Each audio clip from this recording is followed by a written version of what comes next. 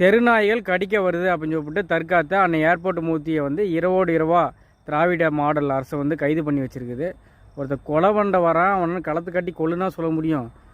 8 பேர் ஒரு தனி ஒருவனை நடுச்சாலையில் டிஜிபி அலுவலகத்துக்கு முன்னியமாக வச்சு தாக்குறான். அவனுடைய முகம் தெளிவாக இருக்குது, எல்லாம் தெரியுது. அவனை கைது பண்ணாமல் தற்காத்தவனை கைது பண்ணினா உன்னையெல்லாம் நீ எல்லாம் என்ன அரசாங்கம்? இது வந்து ஏர்போர்ட் மூர்த்தி பல நாளாக, பல மாதங்களாக, பல வருடங்களாக தொடர்ந்து உண்மையை பேசிட்டுக்கிற எப்படா கேப் கிடைக்குன்னு சொல்லி போட்டு அதை பார்த்து அதில் வந்து வச்ச வன்மத்தை செய்கிறதான் பார்க்குறது. அவன் அடிக்க வரான், சட்டம் தான் சொல்கிறது, மனிதனை அடித்தவன் களத்து காட்டிகிட்டா இருக்க முடியும். அதே அவர் செஞ்சதுக்கு அவரை கைது பண்ணிக்கிறாங்க. மற்ற இவனுங்களை எதுவுமே பண்ணல. இது வந்து விசிகாவுக்கு கொடுக்குற முட்டும், விசிகா காணாமல் போச்சா தொடர்ந்து முட்டு கொடுத்துட்டு இருக்குது. அது காணாமல் போயிடும் கட்சின்னு சொல்லிட்டு திராவிட மாடல் அரசு பண்ண வேண்டியதான்.